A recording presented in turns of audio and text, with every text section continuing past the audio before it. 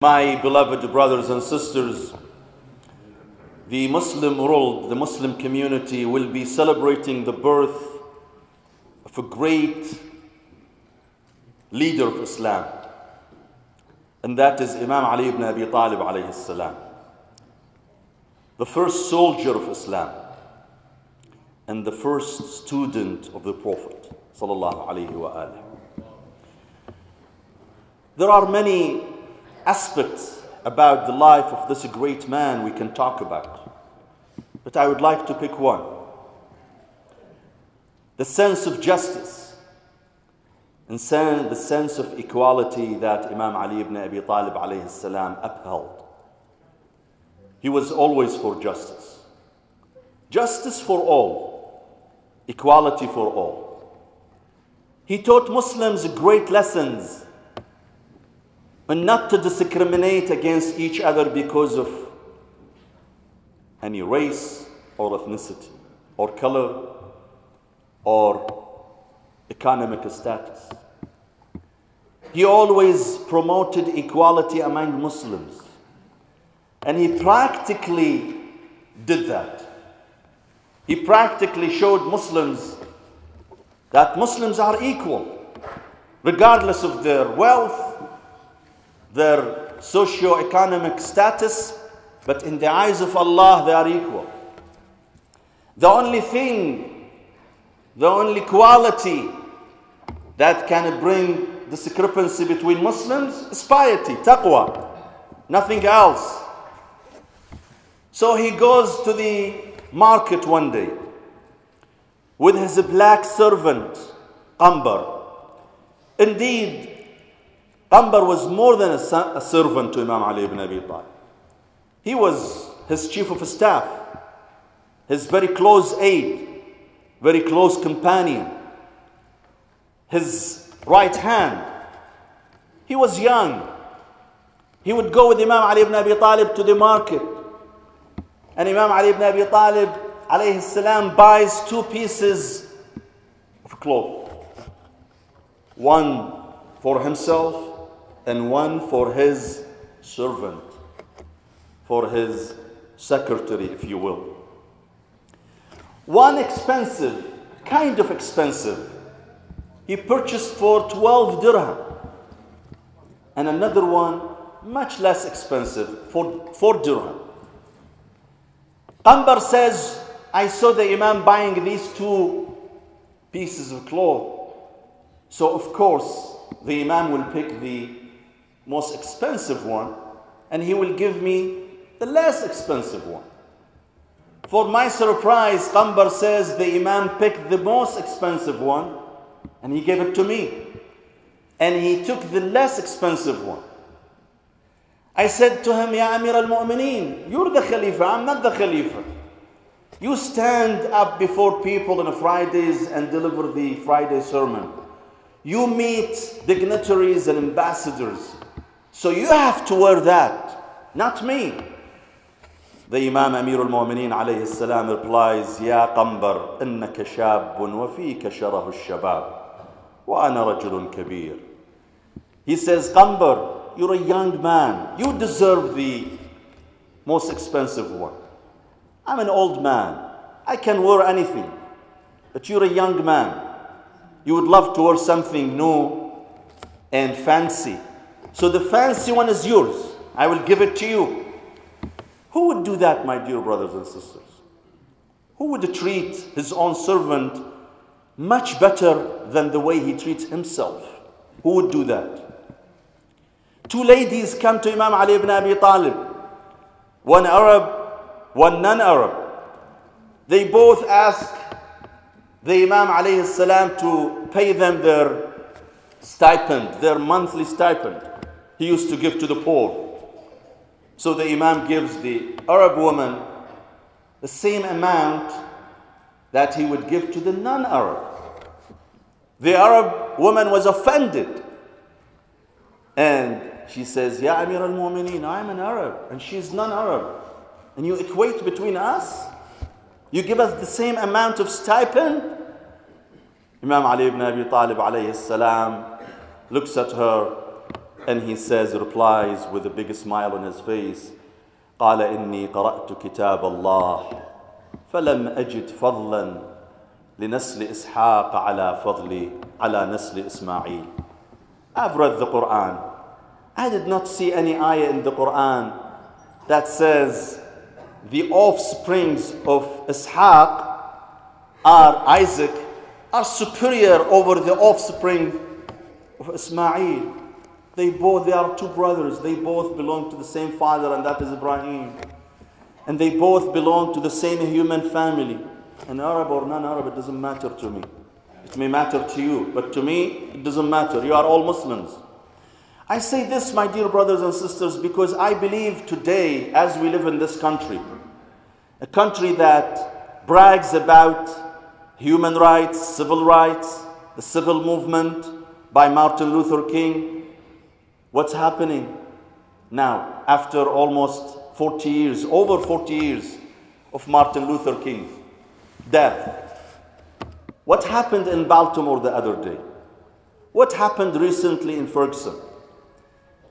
They talk about race and all American people are equal according to the Constitution, but is that true? Are people treated equally? Once in a while we see an African American man is being killed solely because he's black. That's the only reason. A 12-year-old black boy is playing in the park and he is playing with his fake pistol. He has a fake pistol in his hand.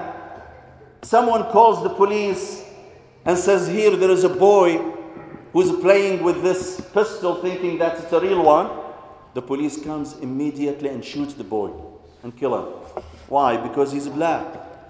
They never bothered to go and investigate to see if that's a fake pistol or a real one. Because he's black, he was shot and killed. Same thing happens in Ferguson, if you remember, a few months ago. And last week, we see in Baltimore, the police shoots a young man, Freddie Gray, and they arrested him actually. They didn't shoot him. They took him to the custody, and he died while at custody because of torture. He was suffering, and his spinal cord was damaged, and he ultimately died under torture. In this country, we brag about our rights. We tell the world that, yes, America has a black president. We have managed to elect a black president, but yet this country has not managed to keep all its citizens, including the African Americans, safe. If you're African American walking the streets nowadays in this country, it becomes a recipe for attack, for aggression. It is enough for you to be attacked if your skin is black, and that would be enough for the police to attack you. And these incidents have been happening every day in the most sophisticated country, in a country that rebukes other countries about the human rights violations. Just look around. If there is any country involved in a human rights violations, our country is quick in condemning them. But when it comes to us, no. They do allow this discrimination. It became a habitual tradition in this country. Almost every week, a black guy is killed by the police, and nothing, the government would do nothing about it. Now, obviously, there were riots in Baltimore. We all heard about these riots. And of course, we should not condone these kind of riots. Riots should not exceed their limits, where they go and loot people's stores, They attack innocent people. They damage people's property. They cause big chaos. That's not acceptable at all. That's not acceptable. That does not justify. If a minority is being attacked by the police, that does not justify the chaos and riots we witnessed in Baltimore. However, my dear brothers and sisters, the question is why? Why this is happening? Why there are riots? I'm not justifying the riots. But all I say is, indeed, the police is instigating this riot. When the police attacks innocent people, they are provoking people to go crazy, to do something crazy. So I would not blame only those who were involved in the riots, but I also blame the police that gives these people the incentive to go chaotic and be violent. The police is giving them the incentive. The police is giving them the pretext to do this. Yes, we're against any riot, against any looting, but also we should not give people the reason to rise, to have riots, to loot. If those people in Baltimore felt they were respected, justice was served, they were treated like human beings, I don't think they would have committed these riots. They would not have done those crazy things they have done. But it is the police that is pushing them to the limit and make them go crazy sometimes and commit these riots. My dear brothers and sisters, Islam was the great religion that declared 14 centuries ago that people are all equal. يا أيها الناس إنا خلقناكم من ذكر وأنثى وجعلناكم شعوبا وقبائل لتعارفوا إن أكرمكم عند الله أتقاكم. There is no room for race superiority or race supremacy in Islam. There is no supreme race in Islam. Arabs and non-Arabs, they are all equal in the eyes of Allah subhanahu wa ta'ala. And the Prophet sallallahu alayhi wa alihi wa sallam says, لا فرق بين عربي وأعجمي إلا بالتقوى. There is no difference at all between an Arab individual and non-Arab individual unless they excel through piety and God-fearing and fearing God. So, one more comment I have, my dear brothers and sisters. As I was heading to the masjid today, a dear sister stopped me and she told me about something that is really alarming. And I need to address that in the few minutes remaining of my time. And this is about a group of young people, men and women. They use their Medicare card that is supposed to be used solely for your health care when you are in need of health care. They use their Medicaid to go buy drugs they don't need on their Medicaid and sell it to other youth, causing big problem in our community. My dear brothers and sisters, I know many of you are parents. You need to watch your kids, what they are doing. I'm told some of these people knock on the door at 12 midnight and they call on the young members of the family and they offer them the drug. And they justify that this is okay because we need to pay our bills. You pay your utility bills by ruining another life, by destroying another life, by pushing those vulnerable kids, young men and women, to commit something wrong. Is that moral? I make my living out of other people's misery. My dear brothers and sisters, I'm being told this is happening a lot lately. It is not good for us.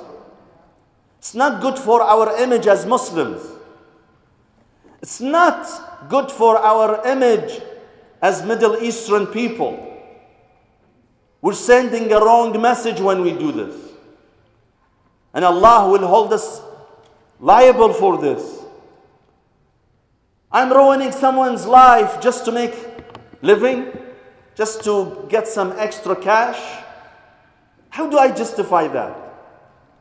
We need to be very careful, my dear brothers and sisters. The youth are the assets of our community. They are the future of our community. When we allow this to happen to our youth, indeed we are damaging our own future. We are damaging our own asset. So, I would like to bring this to your attention and tell you that, my dear brothers and sisters, you need to be very careful. Always be careful with those who knock on your door, talk to your children. I'm not suggesting you need to be spy or you spy on your kids, but I'm suggesting that you be vigilant and be more careful. When your son or daughter is approached by others, just check with them. What is going on? Who is this person? And don't be deceived by someone calling himself Arab or Muslim, or even a lady who put hijab on her head. You never know who that person is and what they want. We just need to be more careful.